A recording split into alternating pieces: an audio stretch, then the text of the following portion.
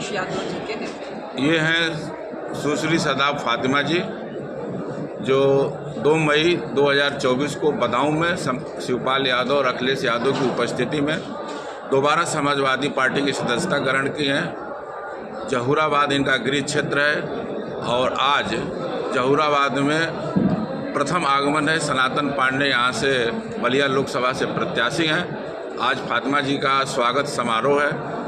इसी अवसर पर फातिमा जी से हम बातचीत कर रहे हैं। दोबारा आप समाजवादी पार्टी में आई हैं, कैसा महसूस हो रहा है?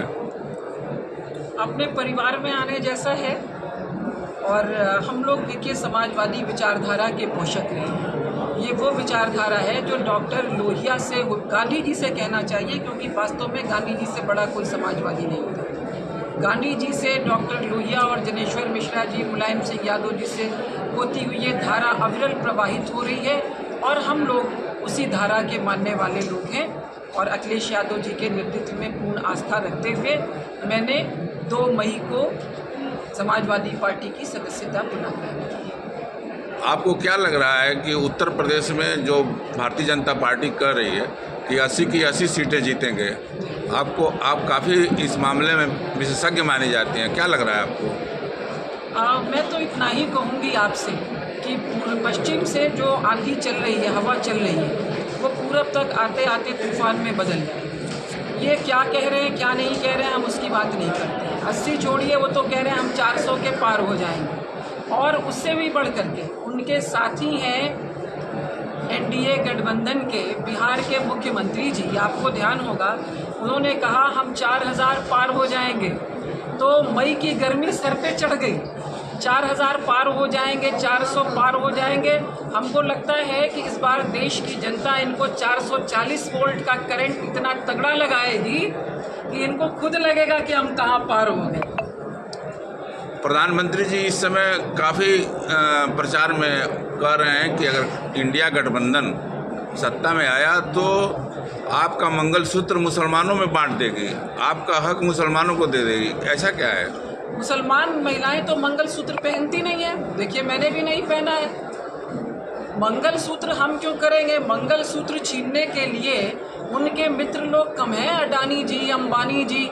किसान जो गरीब है, जिसका कर्जा लाख, 1.5 लाख, 2 लाख से ऊपर नहीं होता है, उसका कर्जा नहीं माफ़ हुआ। और इन उद्योगपतियों का कितना कर्जा माफ़ हुआ? हम आपको किसी राजनेता की बात नहीं कहते, हम आपको आरबीआई की बात कहते हैं। शुरू में इन लोगों ने कहा था, आरबीआई ने कहा कि हमने 35,000 करोड़ का पेट लोन माफ़ किया, फिर 60,000 करोड़ पे आए, फिर 1 लाख करोड़ पे आए। और लेटेस्ट आरबीआई की रिपोर्ट है कि हमने $10.5 ट्रिलियन, आप इसे नोट कर लीजिएगा, $10.5 ट्रिलियन का कर्जा माफ़ किया है।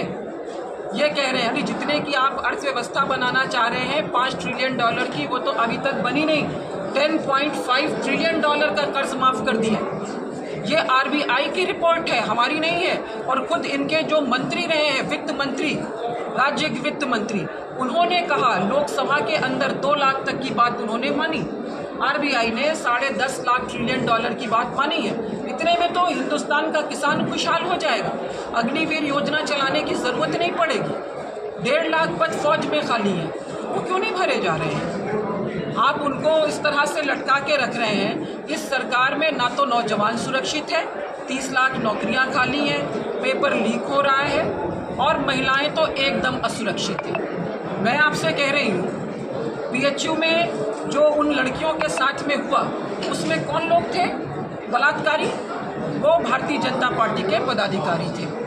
बृजभूषण शरण सिंह, जिनके खिलाफ देश की बेटियां, जिन्होंने स्वर्ण पदक जीते थे, साक्षी मलिक, फोगाट, ये सब धरने पे बैठी थी। क्या हुआ उसका? 3 चरण तक इंतज़ार किया गया ताकि वहाँ वोटिंग हो जाए। वोटिंग हो गई, 3 चरण की वोटिंग हुई और बृजभूषण शरण जी के बेटे को टिकट दे दिया गया। वो घी कहाँ गया खिचड़ी में? बृजभूषण जी लड़े या उनका बेटा लड़े? और अभी बंगाल के गवर्नर, आप बताएं, राजभवन की महिला कर्मचारी ने रिपोर्ट दर्ज करवाई है कैलकाटा के थाने में कि मेरा यौन शोषण हुआ है। अगर गवर्नर जैसे पर राज्यपाल जैसे महत्वपूर्ण पदों पर बैठे हुए लोग इस तरह की बातें करेंगे और फिर भी वो अपने पद पर बने रहेंगे, तो आप बताइए लोकतंत्र कहाँ जाएगा? तो ये चुनाव लोकतंत्र और देश की रक्षा का चुनाव है। खतरा मुसलमानों से नहीं है। कितना किसने क्या दे दिया? क्यों मंगलसूत्र बिकेगा भाई? 73,000 रुपये का 10 ग्राम सोना इस सरकार में हो रहा है। लोगों की बेटियों की शादी हुई है, दे पाए क्या लोग मंगलसूत्र? नहीं दे पाए। प्रधानमंत्री जी कह रहे हैं 400 पार, और दूसरा बात ये कह रहे हैं कि अगर घमंडिया गठबंधन सत्ता में आया तो राम मंदिर पर बाबरी मस्जिद का ताला लगा देगा। क्यों लगा देगा ताला? हमेशा इंडिया गठबंधन के लोगों ने कहा कि जो सर्वोच्च न्यायालय का फैसला होगा हम उसके साथ में हैं, और वो लोग उसके साथ में थे और हैं, तो ताला क्यों लगाएंगे उसके ऊपर? हाँ, एक बात ज़रूर है, ये जो बात ये लोग कर रहे हैं कि मुसलमानों को, अब 400 पार की बात नहीं हो रही है, अब बात हो रही है मुसलमानों की। अब तो अंबानी अडानी को भी कह रहे हैं कि टेम्पो भर भर के रुपया दे रहे हैं। अब पता नहीं कौन उसका ड्राइवर है उस टेम्पो का, कल हो सकता है कि ट्रक में भर भर के जाने लगे। तो वो बातें हम नहीं करते, लेकिन ये ज़रूर कहेंगे कि रक्षा मंत्री जी ने कहा कि सीमाएं सुरक्षित हैं। आज अरुणाचल प्रदेश के 30 स्थानों का नाम चाइना ने बदल दिया। जिस दिन इंडिया गठबंधन की सरकार बनेगी उस दिन चीन के 30 स्थानों का नाम भी नहीं बदला जाएगा। कैलाश मानसरोवर पर तिरंगा झंडा भारतीय लहराएंगे और हर हिंदू वहां फ्री में जाकर के दर्शन करने का कार्य करेगा। जौहराबाद के लिए आप क्या संदेश है?